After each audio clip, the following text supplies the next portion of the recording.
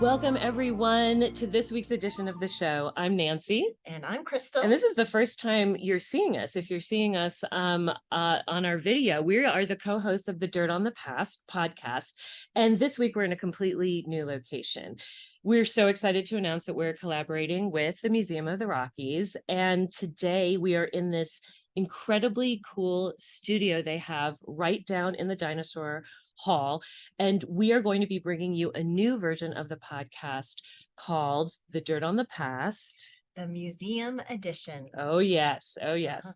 So these podcasts will be more than just podcasts. We're being filmed. We're actually being videoed in this great studio that has been decorated to look like sort of what Charles Darwin's office may have looked like. We did not attempt to make it historically accurate. Ashley decorated this thing and brought in cast specimens of all different kinds of things and fossils. There's tools in here, there's maps in here, there's all sorts of great things, and it's very inspirational. So it's a great background for us. But in each of these museum edition episodes, we are going to be showcasing artifacts from the Museum of the Rockies collection. And we're going to be having conversations with experts in those fields. So for our first museum edition today, we are joined today by Chelsea Hogan. Ashley Hall had to leave today, so we'll be roping her in another day. And they both work in the education department at the Museum of the Rockies. And Rylan Brunkart is running the show from behind the scenes there, front of the scenes, and then back to behind the scenes. And so hopefully Rylan will be able to take care of any technical issues that we're likely to have, right, Crystal? Okay. Exactly. So they brainstormed this collaboration with us, and we're really excited to be doing this all together. We do have another person in the room who's responsible for actually bringing artifacts out from the collection, and that's Michael Fox. And there he is making a tiny little cameo. Yay, Michael. So we are going to get started and talk about what today's podcast is about. So I'll turn it over to you, Crystal. All right. Well, we're so excited to have this opportunity to podcast from this amazing studio space. And thanks to you, Chelsea and Ashley and Rylan and Michael and the Museum of the Rockies for allowing us and making this happen. We're excited to move forward with the Museum of the Rockies and the museum edition of this podcast because we know how many artifacts are in the collections of the Museum of the Rockies that often will never see the light of day. So we have been down there. We've been down there doing real research, and there's some good stuff down there, right? And so this is going to be a great opportunity to be able to showcase some of those objects, some of those artifacts that may never be included in an exhibit. So it's super exciting. So thank you guys. Of course, it's such a pleasure. Yay. And of course, we're here at the E.L. Wiegand Digital Learning Studio. It's a brand new studio that we just opened a few months ago, and we're still figuring out all the many ways that we can use it. And so this is such a pleasure for us to work with our friends. In line. Exactly. Yeah. So this is so much fun. I'm really, really excited to dig in. Well, thanks, Chelsea. Pun intended. Yeah. Oh, I got it. The dirt on the past. I know this is going to be a good one tonight. Okay.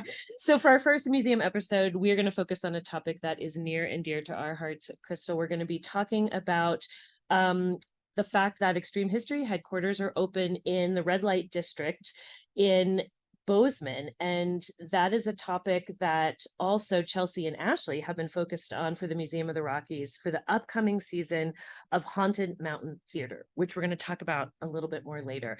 But the topic is historical sex work in Western red light districts. And Chelsea, maybe you can start by telling us about the Haunted Mountain Theater and why, in particular, this year it relates to Butte's red light district, specifically the Dumas brothel. Absolutely. Well, the Haunted Mountain Theater program started in 2019 by our executive director, Chris Dobbs, who comes from a history museum and a theater background. And he's been doing this kind of programming in museums for about 25 years. So, before I was born. And so this is right. All of us were. We'll just blank the whole group with that. Yeah. And so, the sort of the point of Haunted Mountain Theater is to teach history through theater. So we are very, very focused on trying to be as authentic as possible while also being entertaining. And it always happens around Halloween time. So it's also important that it's spooky. Oh, that sounds like a great way to learn history. Yeah, And it's history can be really spooky. fun. Yeah, And it's yeah. a special program too, because not only is it a live theater production, but it also incorporates all of the amenities of the Taylor Planetarium, which is the Oh, only planetarium in Montana. And there's also a component at the 1890s Tinsley House. And this year we're having a Victorian Halloween party. oh, And we're also fantastic. having Extreme History Get your come, costume. which we can talk about a little bit later. But my colleague Rylan and I are producing it along with Chris Dobbs. Wow. And we are always just trying to think about what's interesting, what's compelling, and what's scary about Montana's history. And as you know, we don't really have to look that far because Montana has a really kind of crazy and complicated and sometimes horrific history. Indeed. And Indeed. you Yeah. know, we were really compelled, you know, for me, if I can just say, and I don't know if you relate to this or not, I think you do. But as a woman, especially thinking about sex work, I think you can't help but sort of say, like, how far would I go? Would I ever do that? Or what would that be like? You can sort of so easily imagine yourself, even if you don't fully know the complexities of it, you kind of automatically are intrigued. You wonder what these women's lives were like, especially Exactly. during these times where these new towns were being settled in the West. Yeah. Exactly. And so when we're talking about scary Montana history, certainly brothel culture is right in line. And then we have the Dumas brothel, which is, as we'll discuss, the longest running, or it was, it's no longer open for business. It's true. Very So important don't point. try to go there. Anyone in our, I mean, you can go there, but not for services. Yes. Just a It did tour. close in 1982, but the longest running house of ill repute in the entire country. And it is famously known to be haunted.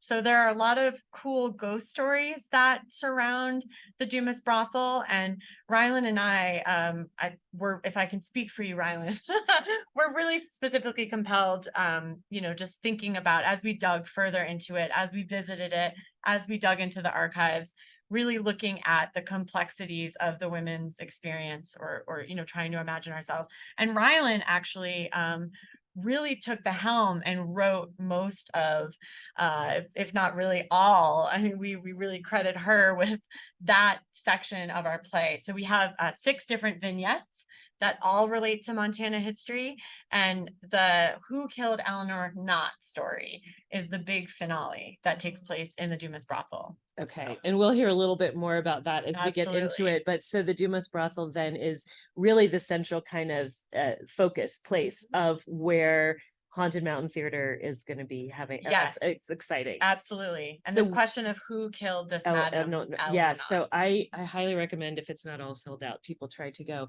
But we're going to give you a little bit of background then on brothel culture, red light districts in Bozeman and in Butte, and maybe even pulling in from some podcasts we've had earlier where we've talked about Los Angeles and other places in the West. So Crystal, the Dumas brothel that Chelsea was just talking about is essentially built about the same year as the brothel that Extreme History is headquartered in Bozeman's Old Red Light District. Correct. So remind us again about the history of the house, sort of like the who, why, what, when, sort of who built it, why was it built, and how long it was in use as a parlor house. And then maybe we can discuss a little bit about how it compares to the Dumas and look at the Dumas too. So yeah, just tell Rylan when you want to pull up a slide of it too. Yeah. So, like Nancy said, our Extreme History Project headquarters is located within a historic brothel, and you're seeing a photograph of the building now. So this building was built in 1891. And the Dumas in Butte was built in 1890. So very similar time periods that these two brothels opened. And ours, I'll tell you a little bit more about ours because, of course, I know a little bit more about ours, but it was built in 1891 by a gentleman whose name was Joseph Lindley. Now, Joseph Lindley was kind of he was a real estate broker. He was into cattle ranching. He was a fairly wealthy member of Bozeman's business elite. And so the reason that he built this interesting is because Montana had become a state in 1889. And when they were deciding where the capital of the state was going to be, they opened it up to a vote. And so they were voting on which city in Montana was going to get the capital. And of course, Bozeman was vying for the Capitol building, as was Butte, as was Anaconda, as was Helena, Virginia City, all these different places. About 7 cities were vying to become the capital of Montana. And Thinking you everyone bring a wanted lot it. of money to this A the lot of town, money right? would come Yeah, in power, if you money. got that capital built, that capital in your town. So a couple of other of our businessmen here in Bozeman, one being Nelson Story, was really beautifying our Main Street. So they were building a lot of brick buildings on Main Street. And so Nelson Story made a deal with Joseph Lindley. Joseph Lindley owned the land that this brothel was eventually built on. And he said, if you build and pay for, or if you build a brothel on that property, I will pay for it. And so they made this handshake deal. And so that's what happened. Nelson Story gave Joseph Lindley the money. Joseph Lindley built this 2-story brothel, and it opened for business in 1891. But there was an agreement between the two that if we got the capital, Joseph Lindley would not have to pay Nelson Story back. Oh, But if we Nelson, didn't get the capital, Lindley had to pay Nelson Story back. Well, of course, we didn't get the capital in Bozeman. Helena got the capital. So Joseph Lindley was supposed to pay Nelson Story back, but he never did that. And so a couple of years down the road, Nelson Story sued him for this money and in return got the house. And so Nelson Story then owned it for a few years. So Joseph Lindley was the builder. Then it went to Nelson Story. He owned it for a time, and then he transferred it to his son, who owned it for a time. And then in about 1913, Nelson Story's son sold it. So that's kind of the ownership. So this brothel was always owned by, during its heyday, was always owned by a man, but it was occupied by women. And one woman who we know was the madam for many years, her name was Libby Hayes. And so she was the madam of this building, probably from about 1900 to her death in 1913. And so she was a woman who had grown up in Kentucky. She came out west with her 2 other sisters. So Libby, Hattie, and Maddie. I know. I know. I know. All 3 sisters worked in Bozeman's red light district. Libby worked in this house, and Hattie and Maddie worked in other houses in Bozeman. And so, but Libby worked in this house most of her time here, and until about 1912. Like I said, she died in 1913.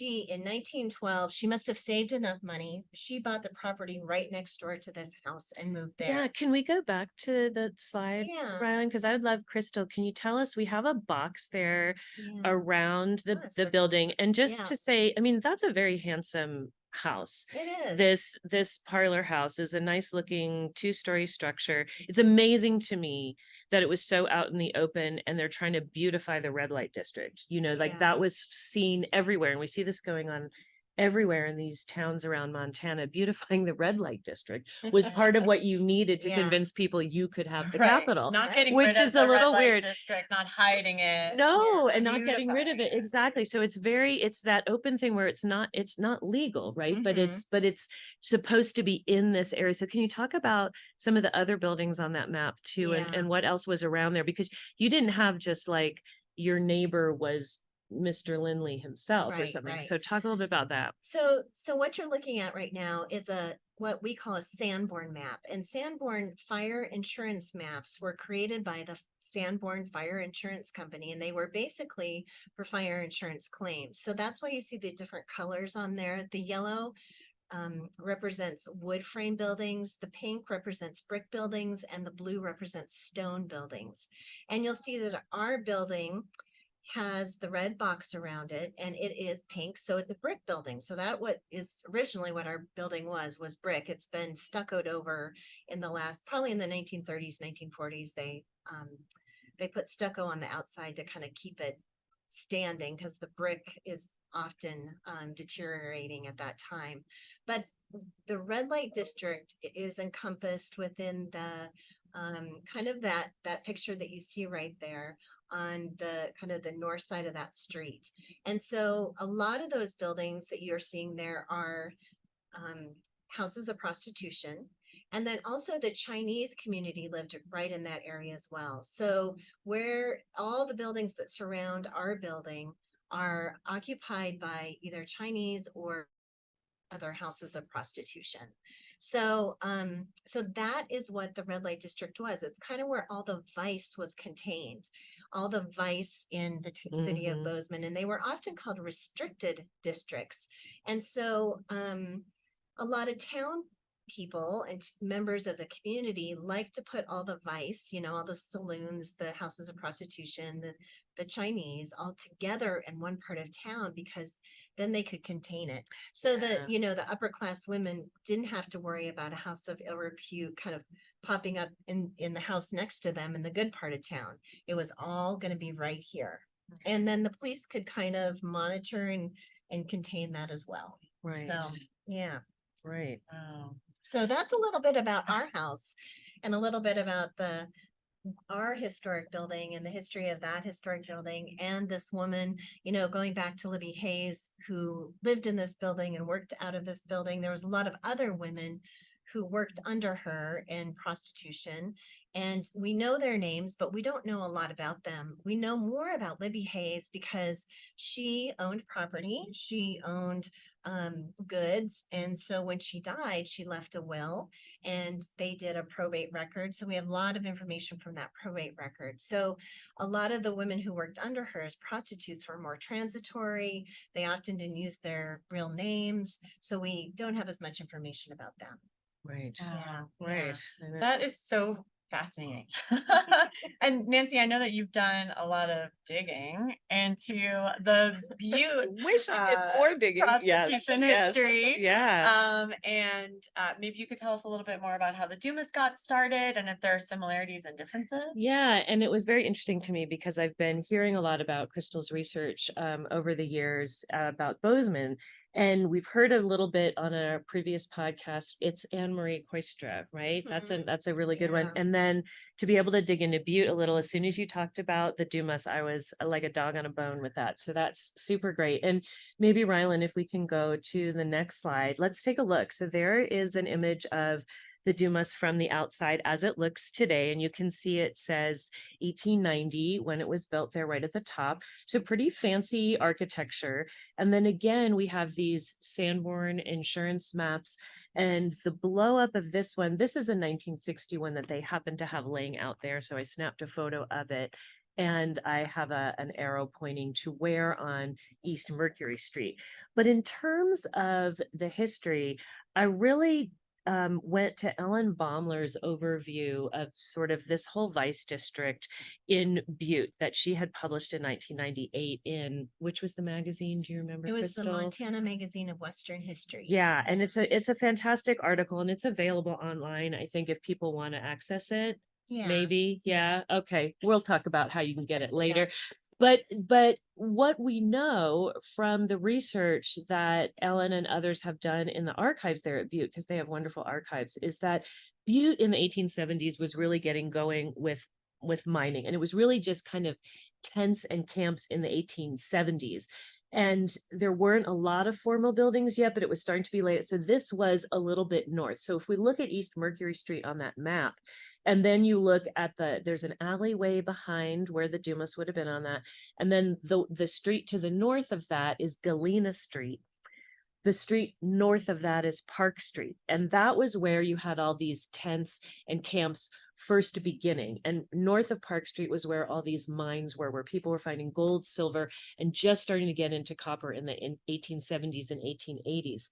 Well, during the 1880s, things start to get a little more formal. So in the 1870s, women were just outside, and they called them the women of the line, that would wait outside the mines, outside of the tent camps. And then with the 1880s, as they started to formalize these streets a bit more and build some buildings, that got pushed down to Park Street. And then literally as we get mid 1880s into 1890s, you have Galena Street, which on that eastern half of the street, that very building on the corner is called the Cooper Block building, and that housed a saloon that I think you said was run by Dirty Mouth Jean. Yes. Yeah. Dirty Mouth Jean. Which we just had to get that in there because that's quite a name, right? I know. And actually the owners of that building are the same folks that built the Dumas. So these were two brothers, Arthur and Joseph. They were Nadeau. They were French Canadians. So I don't know if I'm saying that right.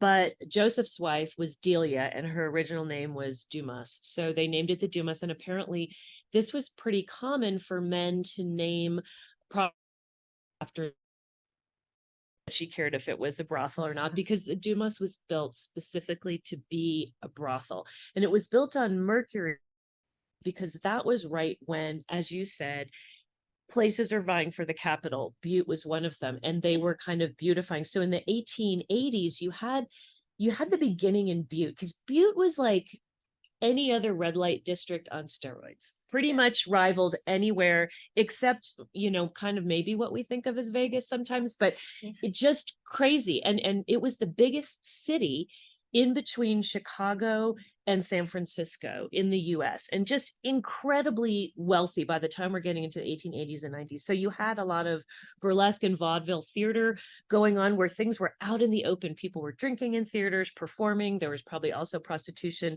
There was the Theater Comique, and then that got closed down. It became the current Metals building, and everything got pushed south again to kind of sandwich it in that East Mercury Street. So eventually across from the Dumas, you get built just a row of these things called cribs, not a nice parlor house like your offices, your current offices in Bozeman, not like the Dumas or the Hotel Victoria and the Windsor Hotel, all these other beautiful buildings that were also on Mercury Street. So you did have just this row of rooms that were door, window, very small rooms facing the street. That's the Blue Range that was built in 1897.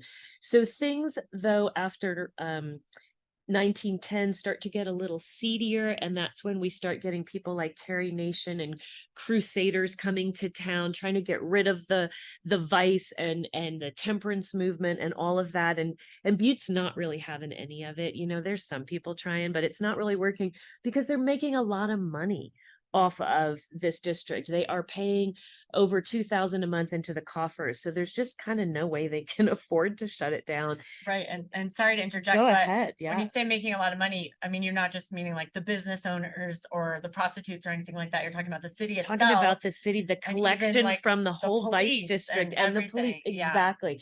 So the mayor, and it's going to help run the city, basically. And again, they're trying to keep it to Mercury Street, the alleyway behind it, a little bit on Galena, and sort of that side of Wyoming Street there too. And so everything is over there.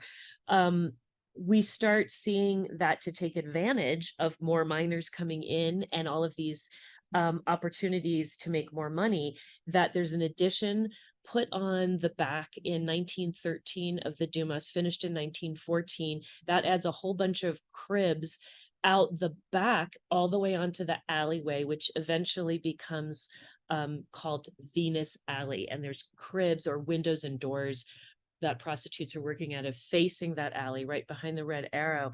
And then eventually in 1924, they end up remodeling the interior of the Dumas to create more cribs inside and taking away the fancy parlor house and bar and things like that. And that was coinciding with high copper prices and things like that. So I'll stop there for now. And that was probably a lot, but it's interesting because the Dumas, is a much larger structure Mhm. than the building that we see in the red light district in Bozeman, but it's a much larger city. There's Yeah. more money. And these were properties that in a lot of cases changed hands. Like the cribs across the street, the Blue Angel cribs, changed ownership a lot, even though they stayed cribs. The Duma stayed in the hands of the Naidu brothers until 1925, when Joseph actually died. Yeah. Yeah. Can I ask actually a quick architecture and material question? Yeah. Because the Butte is, or the Dumas in Butte is, you know, I think at least, when we roll up to it, immediately you're struck by how beautiful of a building it is. And it's made of brick. But is your building made out of brick? It is. And is there Yeah. something to that? Yeah, and I think that that brick really signified a town that, especially here in the West, that was established. It was going to stay put. It was going to be successful and flourish.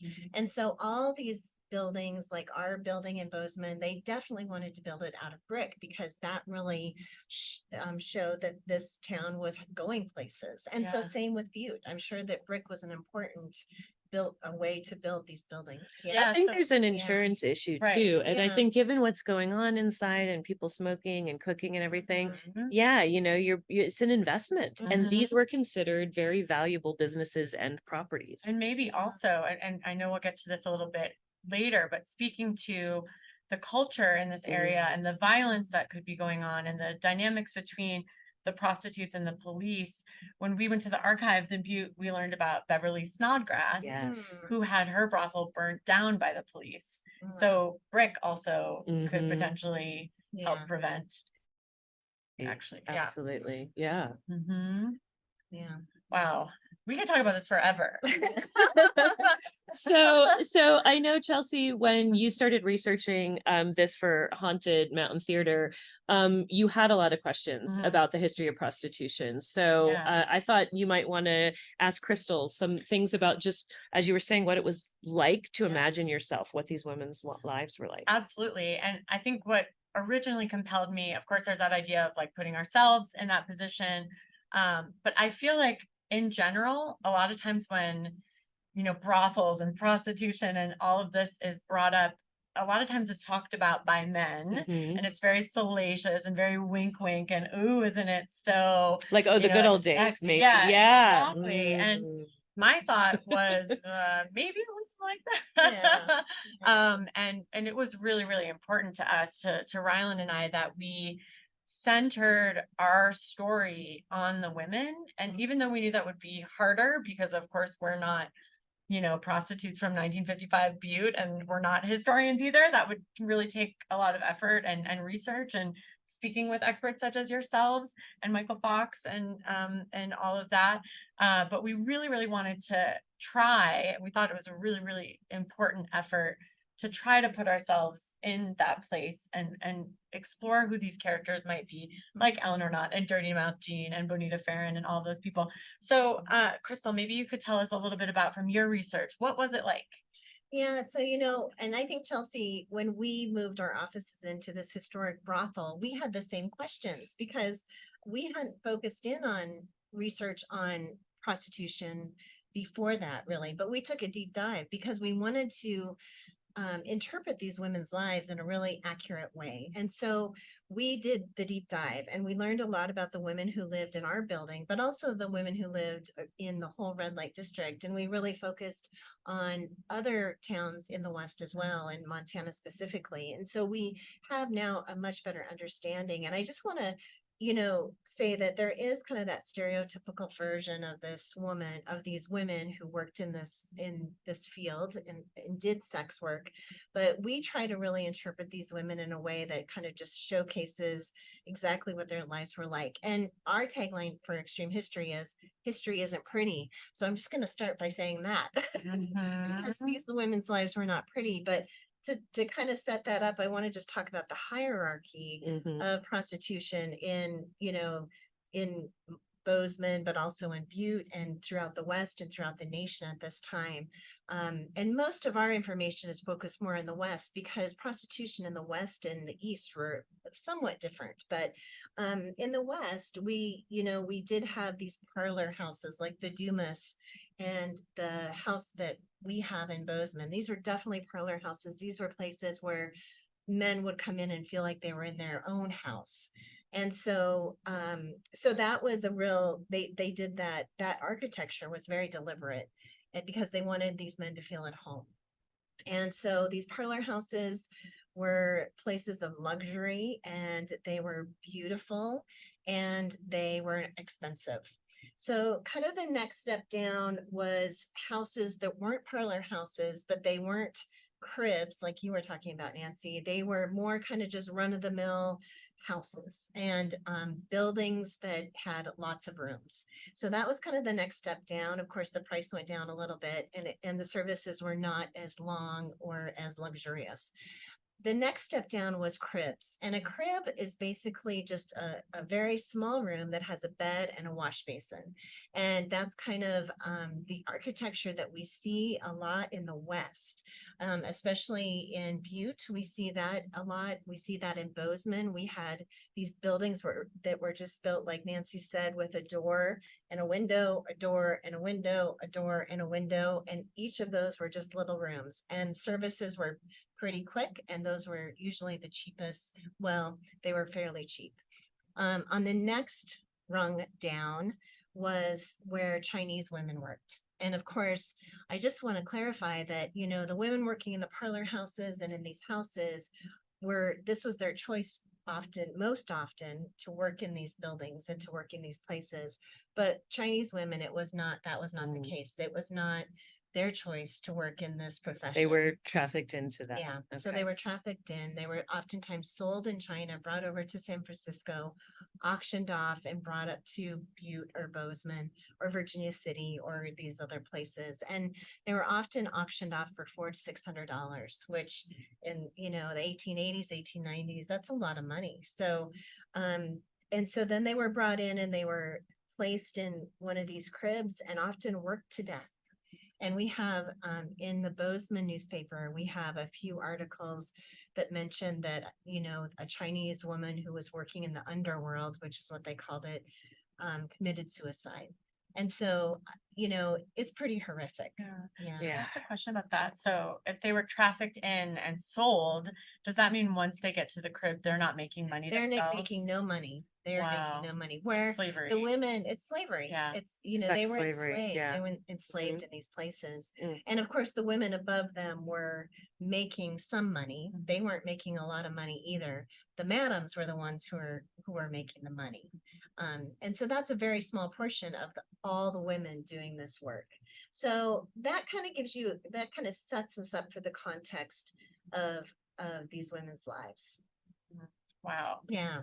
And What a you- downer, Crystal. I know. I I'm sorry. know, I know. But you mentioned a lot of them are, you mentioned this one woman who there's an article that she committed suicide in the Yeah. Bozeman paper, but you also have done research, Crystal, of how many of these women have died of some sort of drug overdose. Probably they've become addicted along the way because of the horrific circumstances that they Yeah. were living in, or they had contracted some other diseases. So I think you even have a little bit of research. Should we move to that next slide? Yeah. And maybe you could speak to that. So Yeah. we know there was violence, but as you say, it's not just violence from the men that they had to worry about. There's all these other issues. Yeah. So this slide is research that we did taken from about 1885 to 1922 in Bozeman. And there's a book at our Clerk and County Recorder's Office that lists all the deaths of everyone from 1885 to 1922. And so I just went through this book, and every time, and each person is listed by their occupation. And when there was a woman listed with the occupation of prostitution, I noted that. And so these are the women who died from 1885 to 1922, whose occupation was listed as prostitute. And so you can really just see, the different things they were dying of. Suicide, Jessie Smith suicide, Lillian Stewart overdose of morphine, Hattie Hayes 29 years old, necrosis of the sacrum. She died of sepsis, which is kind of an infection of the blood. Gertrude Jenkins, 1908, 23 years old. Never mind. A bacterial infection in the bloodstream, sepsis again. You're seeing some patterns forming here, aren't you? So a lot of times they're dying of diseases that were a result of an STD. Right. And then also you're seeing deaths from overdose of morphine, alcoholism. So that's how these women were dying. And they were dying young, 29 years old, 20 years old, 23 years old, 34 years old. Lizzie Woods, who I'm going to talk a little bit about later, again, died at the old age for a madam. She was a madam of 65 years old. She died of nephritis, which is an infection or inflammation of the kidneys. And I asked a doctor one day, I said, what is nephritis? Because we don't really use that terminology anymore. And he says, it's hard living. It's death from hard living. Yeah. And so she probably did live a hard life, and a lot of these women were addicted Drugs, to alcohol. drugs and alcohol. I wonder, could it be related to like a UTI or something like that? Like No, kidneys and- nephritis, know. probably not. Probably not. Okay. Yeah. So I don't know but good anything about question. But I'll Human bet biology. she, but I'll Yeah. bet she had UTIs. I would bet you that she had them throughout the course of her life. Come on. Kidneys Yeah. relates to- We all know what Yeah. that's like. know? Miserable. Yeah, of course. Oh God, that's awful. And we also know, right? And we learned about this a little bit from our guide when we went to Butte, which we'll talk about. Right. And I don't know why, but I hadn't really thought so much about this, but also the aspect of, pregnancy and Yes. abortions and botched abortions. So I'm sure women were dying of those. There could be type of health related things related issues to, related right? to that too. Or Yeah. maybe, I mean, could you have taken some kind of potion by accident or something, or taken too much of something that you thought might give you an abortion? And I don't know. It Right. could end up harming your health. Absolutely. Right. Absolutely. Right. Yeah. And the number one question that people ask, so we do a walking tour, red light district walking tour, and people always ask, how did these women prevent pregnancy? And so there's all these things that they were doing to prevent pregnancy, which were probably causing some of these problems that are listed in their deaths as well. So oftentimes they would douche with vinegar or carbolic acid, Mm. or a little later on Lysol. Mm. And that is not good for your vagina. Lysol. Or anything in there. No, I know. So, Or they're no. taking herbs that they're getting, Herbs, yeah. from folks. So there's Penny there's so royal, many, yeah. exactly, different kinds Yeah. of things. So sometimes there were physical barriers they would try to use. We talk about the introduction of condoms a little bit, yeah. but a lot of times it was these douching methods that were very challenging, or that's something Yeah. they were ingesting to promote Mhm. abortion. So health wise. But Crystal, how did some of these women come to be sex workers, do you think? Have you been able Yeah. to find anything out about that? Yeah, and we have a colleague, Mary Murphy, who did her master's thesis on prostitution in Butte, Montana. And she talks about this in her master's thesis. And so she says, that oftentimes these women come from homes that were poverty stricken. I mean, at this time that we're talking about, the 1870s, the 1880s, there was a lot of families that were just really hard on their luck. And so probably a lot of the women came from those families, were trying to make a living, not just for themselves, but for their families that were having issues. There was no Social Security, there was no Medicare, there was nothing to fall back on in these days for families that were living in poverty. And so if you came from a family like that, this was one of your only options. You could also work as a woman in the 19th century as a teacher. You could work in domestic service. You could work in a household doing kind of housework and child care for families. You could work in factories, but none of those jobs paid you a living wage.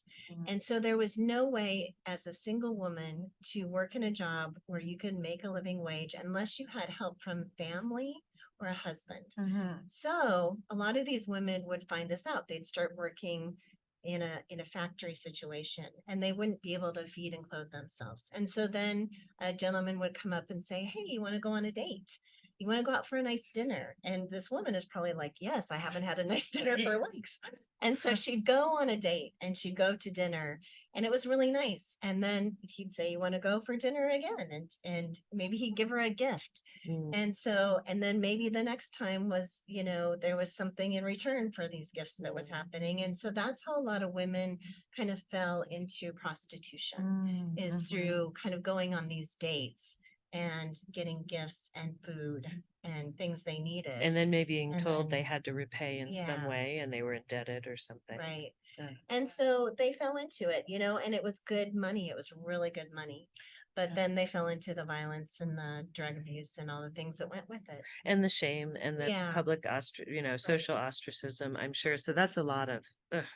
Yeah, and I think it's probably tempting sometimes to say, well, was this profession empowering? Right, Because you are able to make a little bit more money. Maybe you could have a little bit of a nicer lifestyle.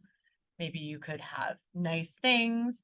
But of course, you're subject to all of this violence, and we wouldn't ever want to idealize it in any way, because I think by all accounts, it was pretty horrible. I mean, I'm sure there were nice moments, and we kind of see glimpses of that here and there. But in general, it's not Yeah. really something that somebody would want to grow up doing And necessarily. you know, but it is a complex issue. Yeah. It is really Mhm. complex. And so, you know, maybe there was some agency that these women had, certain women in certain places at certain times. Right. So Because some would take their wealth and then do something with it. And I think there Mhm. was probably that knowledge that occasionally some women were able to put their money into jewelry, valuables, or other things they could take with Yeah. them, or become property owners. We know some of those, but that seems to have been really not the norm, but Mhm. maybe that was the idea.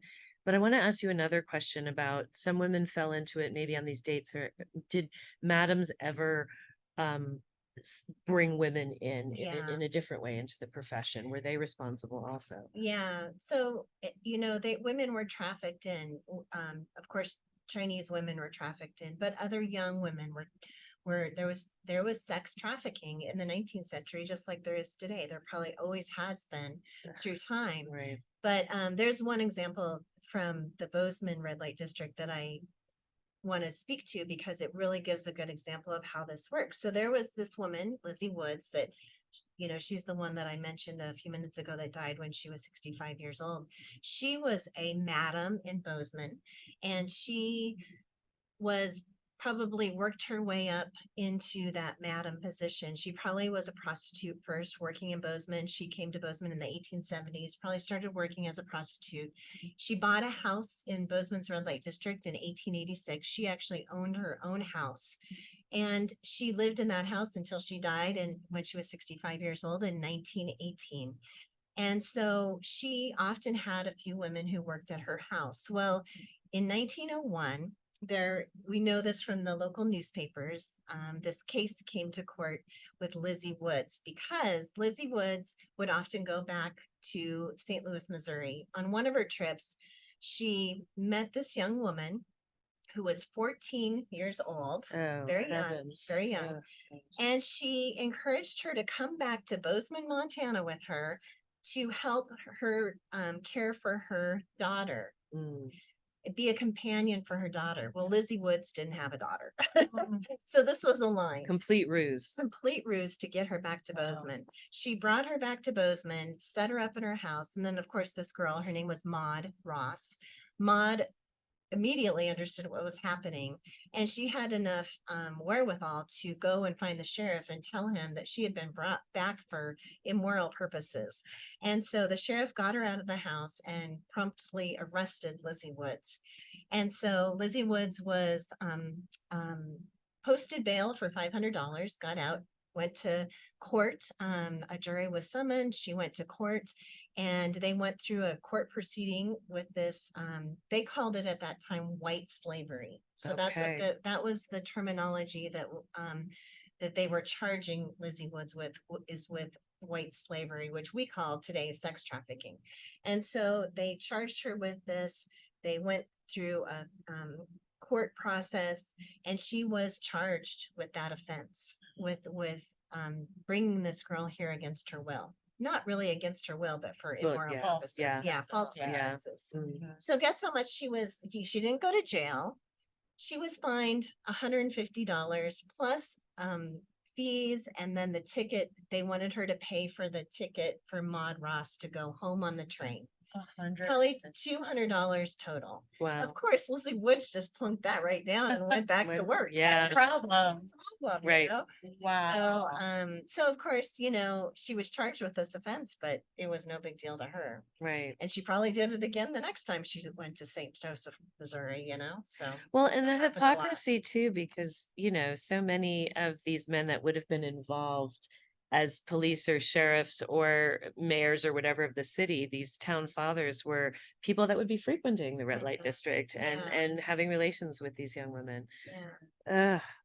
Yeah, Alright. the So- dynamics between the brothels and the police are, from what we've gathered from our brief research and just in our discussions, very intertwined. Very intertwined. Pretty awful. I mean, we know in Butte that they would have to pay the police in order to come and protect them, Mhm.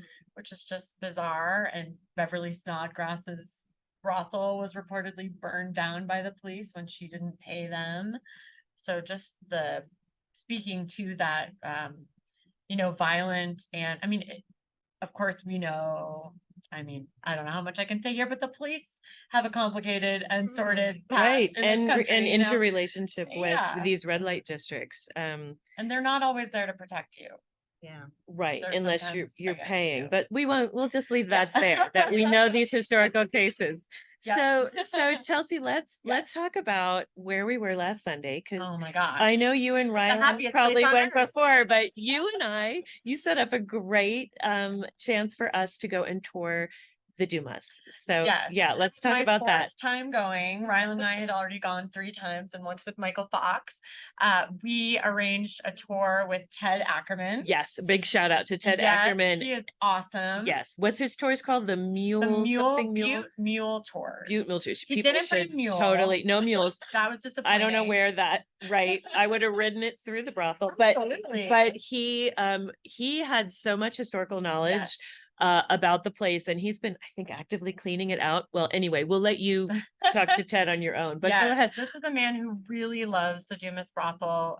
So, we were all very much at home and geeking out. Maybe not your mom, but maybe not my we mom. My were. mom Yeah. came home, she was like, wow, you love history, don't you? Like, she kind of had a cap to I her think she was interest. creeped out by some of the rooms. I think yeah, so too. I know. I I think know. so too. Understandably. And it is creepy. And we talk a lot about the hauntings, right? Yes. It's pretty famous for those who are maybe not so interested in the history, they come to it for the hauntings. The hauntings And- and the feeling of presence. there. Yes, and we should say, not to kind of set up any false expectations, it's not open to the public.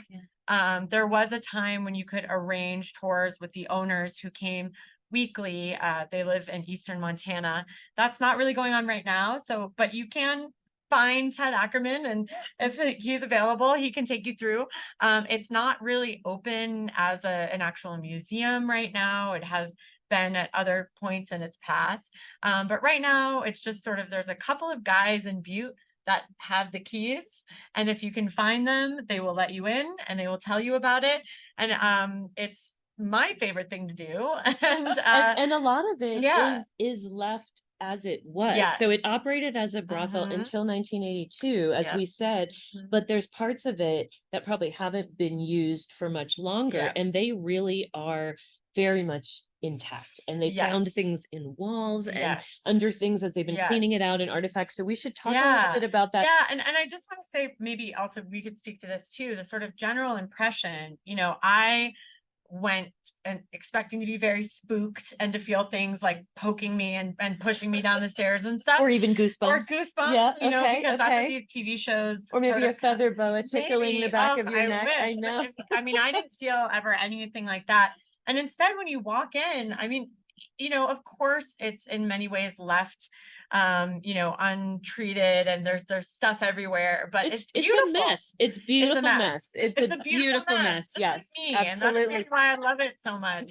Because you walk in and the light is shining from the skylight. Oh, All of the beautiful. rooms are around this sort of central skylight, and I feel nice. I feel like Why don't we go through our pictures Yes. first, Oh, and then yeah, we yeah. can kind of Our react to them as we Exactly. go. So Mhm. let's just go back one, Rylan, and then we'll go. Yes. So there, just see, this is the 1929 photograph and the 1931 map, showing that the Dumas is all the way back to the alley now, and there's the if you can see under the red arrow, those things on top of the roof are the skylights you were mentioning. Right. So right there at beautiful. Mercury, and then up the street from that to the left Mm. is the Windsor and the Victoria hotels, but really brothels are still operating at that time. So then Yes. let's go to the next slide so we can start looking at some more of this. Okay. Yes. So, what we're seeing here are actually 3 different floors of the building, Sorry, which is yeah. which tell you getting back to the hierarchy. Yes. I feel like that's a Mhm. really good example. So Mhm. yeah, Yeah, talk so about that that a little. middle picture, it's actually facing the other direction. So when you walk into the door, in the front door, you have this red carpet from who knows what God time, knows when. 70s, Yeah. Blech. 50s, I'm not sure.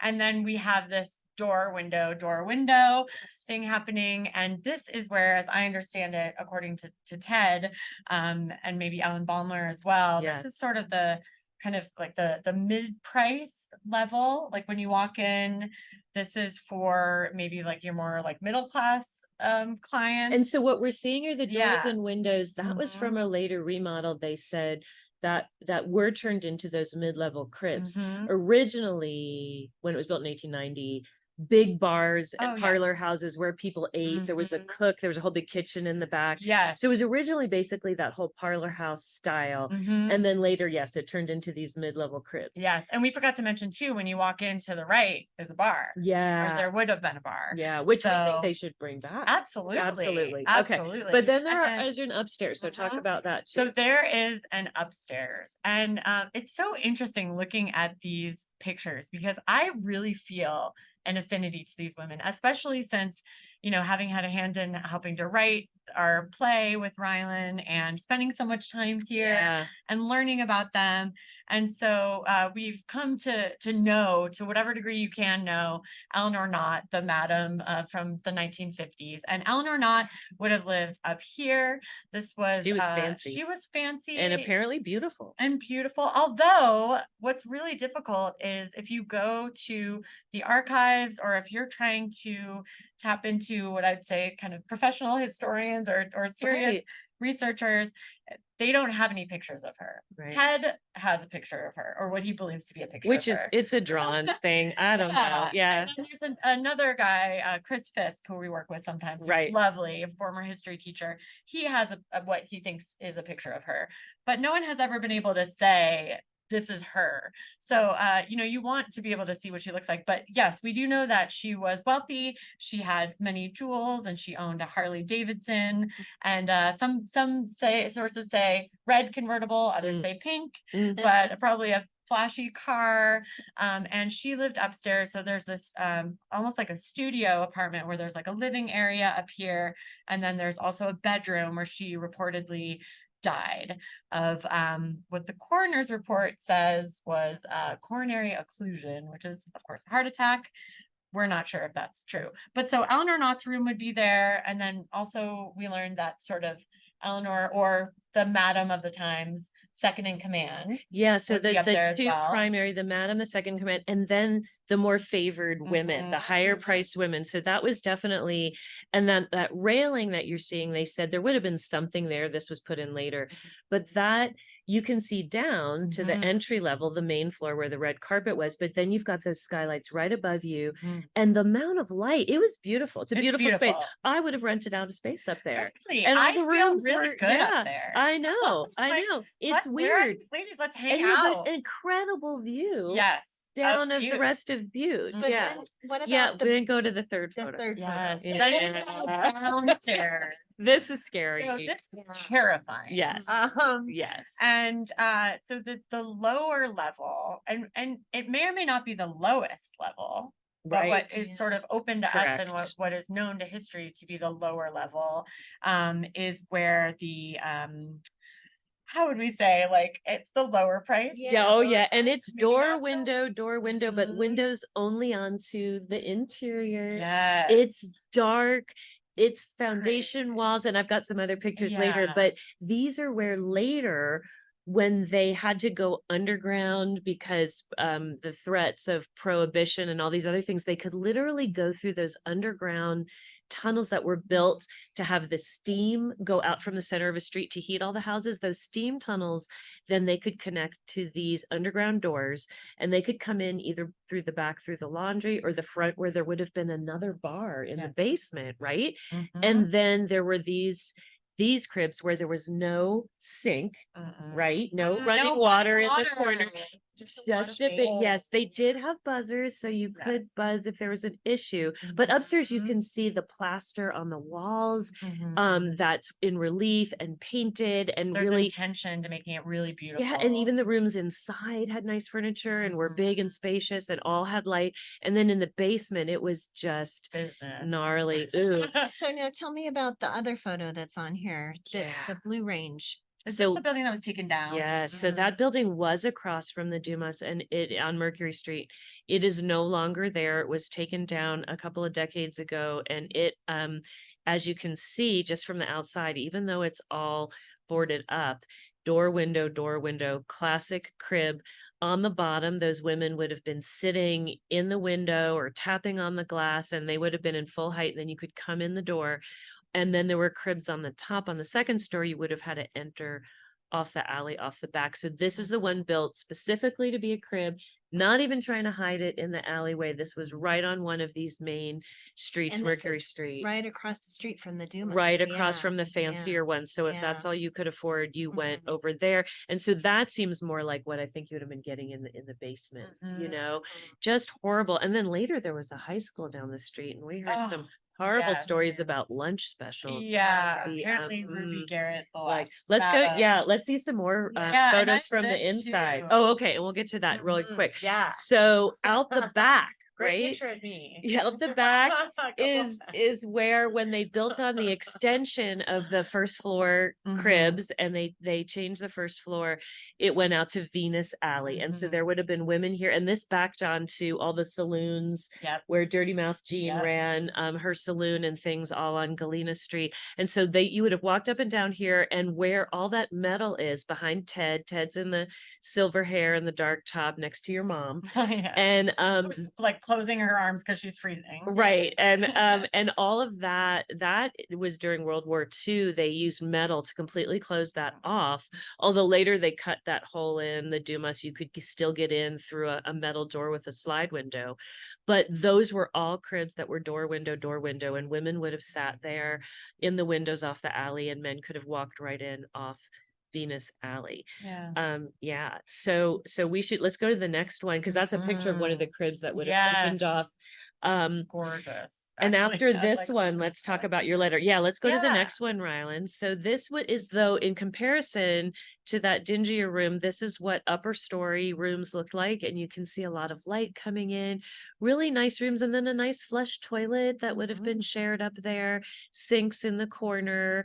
And then And Ted kept commenting about the Yeah. sink level. yes. I don't know if we want to share that, but he was saying that the upper level sinks were standard height versus the lower level, which were lower because men would pee in them. Or women Or- would have or- washed in or them. females They would have would, been yeah. used as sort of that kind of bathing As opposed facility. to being used for proper sink. Right. So Yes. upstairs they were proper sinks in the rooms for water, and then you had lower, and you could then ring and buzz for food and Yeah.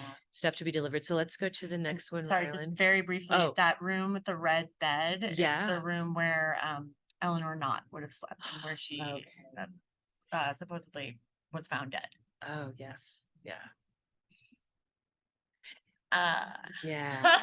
And this is showing you the interior of rooms down in the lowest level, and you can see there's kind of a chamber pot by this window that would have opened onto this, and then where that yellow chair is behind it, you can see the foundation wall in the basement. So they wouldn't have even had proper plastering or wallpaper, because all the rooms upstairs wallpapered, plastered, linoleum floors. You had some of that downstairs, but not very nice. And you just basically had a space for a wash basin and then a bed behind a curtain. And according to Ted, a lot of what we see in these pictures are original to the Dumas. Right. So if you look at the image all the way to the right, for example, I believe he said everything besides the money and one other thing were original. So he pointed out, it's hard to see in this picture, but Yeah. there's a really lovely, sweet little bird cage Yeah. in the corner that is kind of to the, if you were lying in the bed, to the left of the bed. Yeah. And which I found really interesting and kind of a Kind of metaphor. poignant. Yeah. The bird in the cage. And Yeah. then he also showed us down here probably what we thought was one of the most amazing artifacts that you have transcribed. So let's talk Yes. about that. So Ted pulled out this framed piece of, crumpled up paper that had been unfolded with barely legible writing from 1917. And I'm just going to read it. It's dated June 7th, 1917. And it says, "Dear Sarah, I love you. We will have this child together. I will quit the mine soon. I will get you out of the Dumas. We will move away and have our family. We will start over. I love you, John." And what was the year of that letter? 1917, June 7th, 1917. And Ted told us that just after that, later that year, within a month or so, he said that was when there was that huge mine disaster that Michael knows the name of. The speculator mining disaster in Butte, where so many men died. Yeah. And so we don't know, right? If this letter is. Yeah, I mean, when I first saw this letter, I was like, oh my goodness, this is incredible. This is the most, and if this is authentic, I mean, what an absolute What a story. treasure. Yeah. I And did see it on Ghost Hunters when I watched it this morning. So that makes us a a little nervous. with a grain of salt. But I don't know if we could ever do any kind of analysis on it or something, but it would be fascinating. Yeah. And it is sort of the story we always think about, that a miner would have fallen in love with one of these women that fell on hard times and had to find herself trying to make a living, but really she's pregnant, there's love, he wants to get her out, and then you wonder if this was a real person, what happened to her if he died in that accident. I know. And so actually, there is a Sarah that we have researched, and also that they referenced on Ghost Hunters. I'm so sorry, these are my sources. But in our research, is the Ghost Hunters online where other people can watch it if they want? It's Ghost Hunters. It's Ghost Hunters, the Dumas brothel edition, there's like something a like that. million seasons, and Okay. you just look for Dumas brothel, and it's literally just people who are like, actually, I will say, and I don't think this is quite a detour. It was really shocking. At one point, the host goes, "In order to get these ghosts, the ghosts of the, wealthy men who haunt this brothel, we need to bring them exactly what they're looking for, women." And they have women dressed as they have corsets on. Yes, and they put them in the various rooms, and they're sitting there in the bed, and then it's like, it's like that. So it's I'm proud of you for making it through that episode. So much. It was really difficult. And I forgot why I even brought this up. Oh, Sarah. So Sarah in our research, they do talk about Sarah, and they say that this Sarah is the same Sarah who, in stories of the Dumas brothel, allegedly killed herself. So they make the connection that this Sarah killed herself after this happened, but we don't know if that's true. Yeah. Okay. Yikes. Right. Well, we should probably keep moving on to the photos. I would like to, but before we move on totally, I just wanted to say, could you tell us a little bit more about Eleanor before we move on to some of the artifacts that we have from the museum and from the Dumas? Yeah. Well, I am eternally fascinated by Eleanor, and I kind of want to quit my job and pursue a PhD and trying to figure out who she actually was, because there is not a lot of research on her, and most of our research was done with google.com and also going to the Butte archives. We did, and we asked, I said, really, is there not a picture? Is there not an article? So there is very, very little on her, and I wonder if it could be. That's how it is. Yeah. That's right. I feel your frustration. Right. right? But there's Yeah. so much lore around her. And, the central question about her is seemingly, how did she die?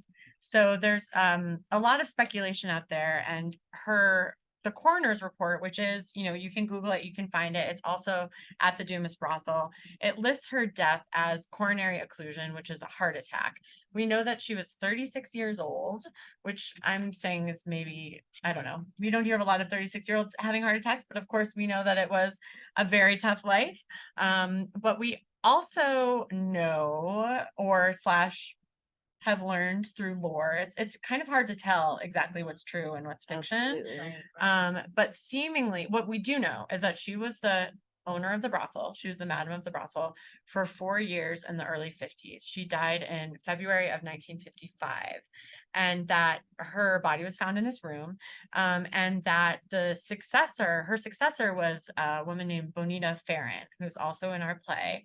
And Ted was kind of getting into this too. What Ted told us was that a will was found on her body. Right. Was that the first time you had both heard that? No. Well, what we had found in our research is similar, was Okay. that the deed was signed over to Bonita Ferrant. And so in our play, not to do a spoiler, but we sort of suggest that maybe Bonita, signed it herself. But we also kind of create a sense of like, we don't know if Bonita actually killed her. And Bonita was another woman who worked in the brothel. Yes. Okay. She was another, as I understand it, one of these top floor prostitutes. And she, again, it's hard to tell what's true and what's fiction. So this is why I really want to try to get some hard evidence, right? But the story goes that her husband was potentially connected to the mob. So it could be that Bonita or her husband or someone related to her husband had Eleanor killed, so that then the deed or the ownership of the brothel would go over to Bonita. We do know that Bonita was her successor. Dirty Mouth Jean was also in the mix. We know that, well, we know, quote unquote, we hear through lore, and it's also in our play that Dirty Mouth Jean she and Eleanor weren't exactly friends, that maybe she could have been involved in having her killed. There's also this other element of, stories say that she had this lover, that she had a married lover, Right, who was wealthy. It was a businessman in town, slated to run away together. So on this night, she had been packing her bags and planning to run away. She's found dead. The lover was also found dead. Yes, also of pulmonary of a occlusion. heart attack. Strange. I know, right? Yeah. According to Ted was saying, this guy actually died of a heart attack, but we don't really know that. Or maybe In Ellen Baumler's account, she said that he died and that Eleanor then committed suicide because she was so distraught. Right. And that's another story that and we don't really know. I mean, right. We know again that there was drugs and that there was alcohol. I mean, maybe she overdosed, maybe she was killed by overdose. I mean, we have absolutely no idea. But the right? ownership and coroner's transfer report is are what we have. kind of suspicious. Right. So yeah. And the 2 simultaneous heart attacks. Right. I mean, what a beautiful way to go.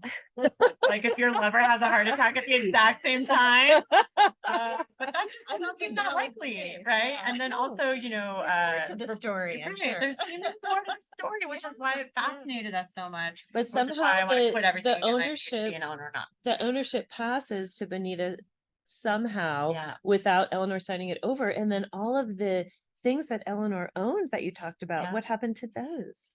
Nobody has any idea. Mm. So her wealth, her money, her jewels, her Harley Davidson, her car, Wow. they all disappear. All right. Heart So attacks can do that. you're going to want to go see, and I have my gloves on because we're going to start talking about Yes, artifacts. So Rylan, let's do one more slide. We'll see artifacts from the Dumas, and then we'll look at the ones we have from the collection here. Okay, so here's just a couple things we snapped photos of at the Dumas. They have some things, if you ever get in, that they have found and that they have on display. And I believe a lot of what we photographed were things that had been found in the structure. So in the upper left, we have a braided whip that was found in one of the walls. Am I right about that? At which point my mother said, oh yeah, what's that what's for? that for? And we declined to answer. So Uh-huh. on. In another one of the rooms is 2 examples of plug-in electrified massagers, and then a manual above it. And then the object itself that the manual is referring to is almost like this electrified pillow that you lay on that was also an electrified massager, but not those metal versions that you're seeing now. We have some of those versions which have a manual that call it a vibrator that are here in Museum of the Rockies. So we'll move to that in a minute. But if you look just below that, you see that there's some cream there, and it says it's a cream to help prevent contraception, to work for contraception, so that, you know, women would have used these things as a way to prevent getting pregnant. There's some vaginal jelly pamphlet down there about products. There's other different kinds of bottles that would have had probably things you could take either to prevent pregnancy or for douching. So we're seeing a whole bunch of different artifacts that they had found in the walls and around the Dumas. And then we have some things in the Museum of Rockies' own collection. So we'll move to our overhead camera and have a look. So this is pretty spectacular here. And I don't know if we can even zoom in a tiny bit more, but this is actually one of those very same massagers, probably from a slightly different year than the ones we saw there, but pretty much the same design. And from what we hear, there were several different companies that made these, and they were sold as vibrating massage tools that you would plug in. In this case, this is quite an old one. So you would screw it in the way you would screw in a light bulb into a socket. So they would have had either sockets hanging in a room or in a wall that you could have put this in, and then quite a long cord. So then you could get it over to where you needed to use it. And then this particular one comes with all of these different attachments that you would just screw on. So kind of like massagers today, or those massage chairs, if you ever get a pedicure that you sit in, and then all the different kneading and tools. But we do tend to find these often associated with brothels. So even though the manuals themselves don't specifically talk about using massagers for sexual pleasure, it's pretty well known from these eras. So let me also open the other box that we have, which has a second one. These are all tagged and come from the collection. Really quick, does Yeah. that device seem pleasurable to you? That is a really excellent question, Chelsea. I just have to get it to you. You're going to have to be a guest again because you asked the best questions in the most evocative way. This looks like more like a torture device to me. I'm not running out wishing somebody would remake these kind of more Victorian and early 20th century. I bet if you had really sore muscles, like you were a miner and you needed some massaging, maybe this was a nice way that a woman could help you out. And again, this also has the plug-in here. And then we do have a manual that's from a later model, but we would love to show that to you too. And Michael's going to bring it over And here. While Michael's bringing that over, the first massager that you showed, Nancy, has a date of about 1905 to 1910, and then the second one was about 1902. And so, and then this manual is from 1917. So it spans, these are in use for a long time, and we're not seeing a lot of change even in the way that the machine looks. And again, a lot of different companies were making them. So this is about the vibratory technique. So Chelsea, there you go. This is an electric vibrator. And then we have this woman here. And I think if we could maybe zoom in a little bit, I think it's worth She's pretty happy. Ryland, she's got a nice smile. She's got a fair amount of cleavage showing. And then she's got an attachment onto the vibrating massager right there on her breast. Yes. So Wow. I'm assuming that's just letting you know that there are other ways that you could use it. But they How do is it? talk about all of these other conditions. Nephritis. And this was that what our That's poor different. they Oh, might yeah. have Oh, that's had it nephritis. nephritis. Yeah. They might have had it for, I don't know why you would use it for a sore throat, but they might have had it in doctor's office, but this was for home use. And so if you were lucky enough to have electricity, you two could have a vibrator. So another one of the Wow. artifacts we want to talk about. And should I bring this over here? Yeah, you can bring that Is this over from an too. exhibit at Extreme History? Yes, so this is not That's on loan or? correct. This Okay. is an artifact that is owned by Jennifer Hill, who is she's a professor at Montana State University that teaches about women's reproductive health. And so this is from her personal collection. And this is a Mary Widow's condom case. It And actually this one says the 3 Mary Widows condom case. And this was a very, very popular brand of condoms. This company started in the early 1900s and went in through the 1920s, 1930s. This particular case is from the early 1900s. And it's hard to see there, but it does say 3 Mary Widows, and that refers to 3 condoms that would be held in this case. And these are reusable condoms. And so how exciting. Reusable, so ecologically friendly. Yuck, I know, right? So yeah, you can kind of see the Mary Widows I would there. say though, the case Is very, it is, I mean, I feel like this would have been for high-end Mhm. condom use, Probably. maybe where you, yeah. I think the idea of a reusable condom sounds like disgusting to us today. But I don't know. It does seem kind of the way sustainable. things worked. And Yeah. what is it made of? Absolutely. Yeah. What would the condom be so- made of? So the Mary Widows was a popular brand, and it was a more expensive brand because they were tested. So the Mary Widow condoms were tested to ensure that they had no tears or holes. And because testing was an expensive process, these Mary Widows condoms sold for $1 for one of these tins. So How were they tested? and- No, don't answer that. I think, yeah, hopefully they were just, shining up against some light and there's no holes in them. But in contrast, there were a lot of other brands of condoms that were on the market that were not tested, and Oh. they were sold for a lot less. Okay. But the Mary Widow was the one you wanted, and if I love the know, name, the yeah. Mary Widows, Widows. 3 Mary Widows, And do yeah. you think that actually, is that supposed to suggest like happy widow? Yeah, so it was really the term Mary Widow was commonly used to imply kind of a sexually experienced and very independent woman. And the term Mary traditionally had a sexual connotation. And so this, the Mary Widow condoms kind of became known when you would say a Mary Widow. That was kind of a euphemism for condom, because it became so popular. Well, you're not spoiling a Yeah. woman. She's already been married and had Yeah. kids, and so she's a widow. So maybe there was also that idea that she could continue to enjoy a sexual life, and so Somehow the Okay. idea that maybe she could. maybe, yeah. Boy, what a weird old-fashioned notion. I know. honey.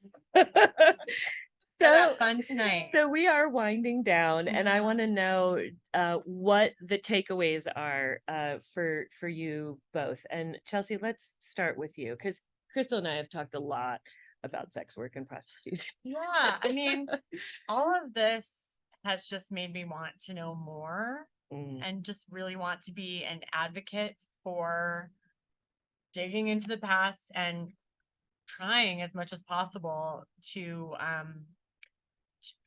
unearth these stories. I mean, I think probably a lot of it comes from the fact that there aren't a lot of records of these people, but I also wonder if a lot of the lack of knowledge comes from the lack of desire or will to research these women and their lives. I'm not sure if it's a little bit of I think each, that's a maybe. really good point, though, but to think of them as women, not just prostitutes, as Yes. whole women who had parents, who had relations, who had a life, had who children. had Mhm. desires, who maybe had children, all of those kinds of things, and to not think of them just as women who you paid to have sex with. I think it depends, history now, everyone's doing history. It used to be men were writing history. So I think it has changed and we're learning a lot more.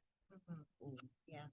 And I like how you talked about, Chelsea, kind of, you guys did this research for the play, The Haunted Mountain Theater, that you're doing, and you're presenting this in a way that, you don't have all the facts, but you want to know more, and you're kind of tantalizing your audience with this history. So they are like, well, gosh, I want to know more about Eleanor. I want to know more about these women who worked in the Dumas.